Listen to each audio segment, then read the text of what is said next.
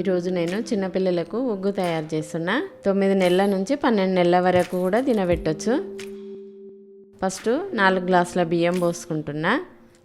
1 glass మినప్పప్పు, 1 glass శనగపప్పు కొంచెం తక్కువ వేసుకోవాలి. 1 గ్లాసు పెసరపప్పు, 1 గ్లాసు గోధుమలు, 1 గ్లాసు సగ్గుబియ్యము, 1 గ్లాసు కందిపప్పు అన్నీ కలిపి మంచిగా కడిగి ఆరబెట్టుకోవాలి. ఎండకు ఆరబెట్టొద్దు, నీడకే ఫ్యాన్ గాలికి కాటన్ పట్టేసి మంచిగా ఆరబెట్టాలి. అందులోకి ఇది వామ, ఇది జీలకర్ర, ఇది యాలక్కాయలు, ఇది మిరియాలు అందులోనే వేసి మంచిగా మిక్సీ పట్టాలి. ఇవన్నీ కడిగి మంచిగా ఫ్యాన్ గాలికి కాటన్ పట్టేసి నీడకు ఆరబెట్టుకోవాలి. ఎండకు ఆరబెట్టొద్దు.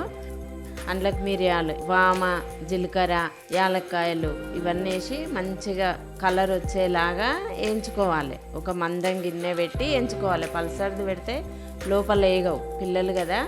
మందం గిన్నె పెడితే మంచిగా అవుతుంది. చిన్న సెగ పెట్టి స్టవ్ చిన్నగా పెట్టి వేయించుకోవాలి. కొంచెం నిదానంగా, ఎంత నిదానంగా వేయించుకుంటే అంత మంచిగా ఉంటుంది. చిన్నపిల్లలు కదా. ఇవి ఇప్పుడు మిక్సీకి పట్టుకొని జల్లి పట్టుకొని, రాగులు మాత్రం వేయొద్దు. ఎందుకంటే ఎండాకాలం అయితే కొన్ని వేసుకోవచ్చు, సగం గ్లాసు పిల్లలకు సలువని. వానాకాలం కదా, చిన్నపిల్లలకు వేయొద్దని నేనైతే వేయలేదు.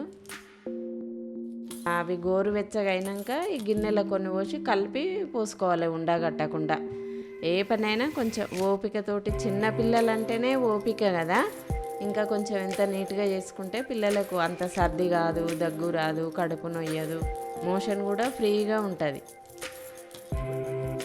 ఇంకా మీ ఇష్టం, బెల్లం అన్న వేసుకోవచ్చు, సాల్ట్ వేయచ్చు, కొంచెం సిర్లాక్ కూడా కలిపి తినబెట్టచ్చు పిల్లలకు.